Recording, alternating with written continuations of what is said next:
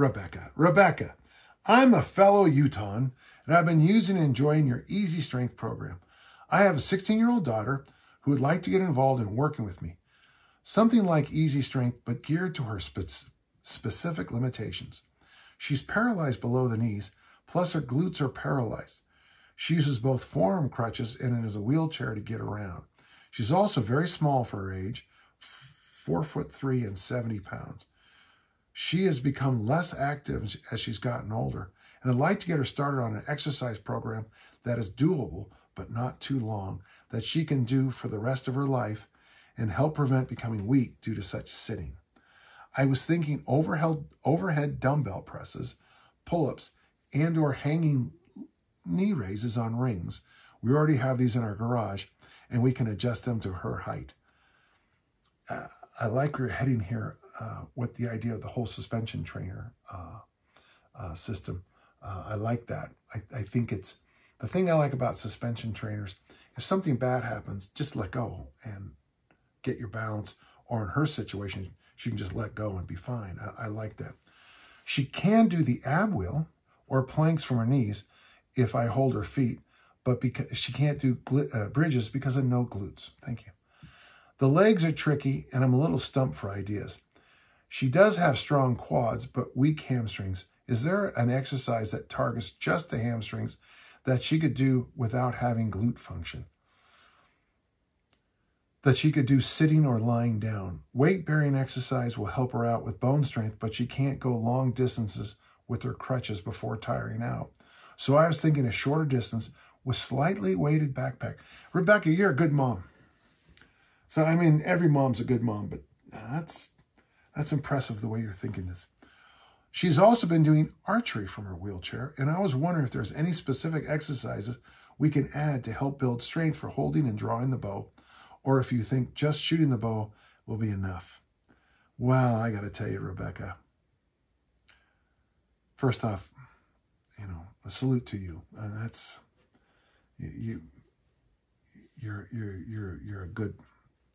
you're a good person, and what a thanks for sharing all that.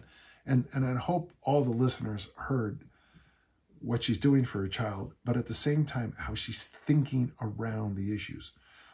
In a home gym, you usually won't see a leg curl machine, but one thought I had here at the gym, we go through, the number one thing that breaks the most in my gym is ankle weights, and I don't know what we do.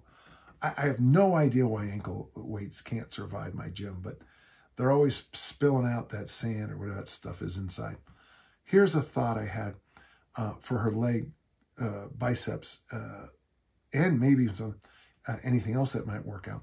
Get yourself a fairly light set of ankle weights, and you can either, if it's too light, you can double them up, but putting them on her ankle, and while she's on her crutches, have her do leg curls with that.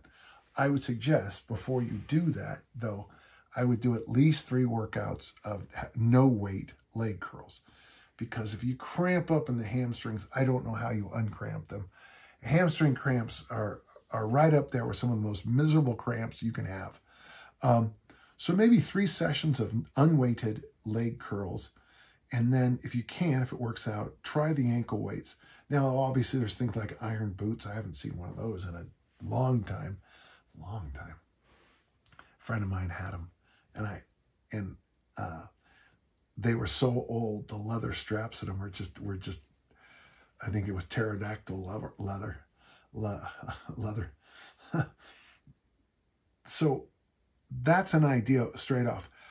So try the leg curls on the crutches, point up. Keep expanding your knowledge of the suspension trainer work. I think I got that right. You have rings. You may even have to, I mean, the rings are fine. Yeah, I was about to change. The rings are perfect. No problem at all. But keep expanding the exercises you do there. So, you know, we can probably do rows. We can probably do T's, Y's, I's. We have an exercise, we call them front levers, but where you just pull down as best you can. You might even be able to, obviously, get her to curl. and then turn away and do tricep extensions as best you can.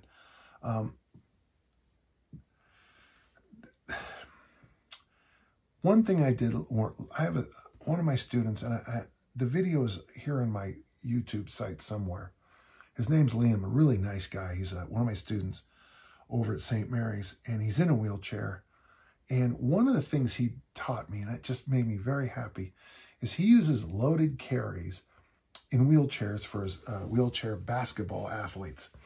And what he told me was interesting.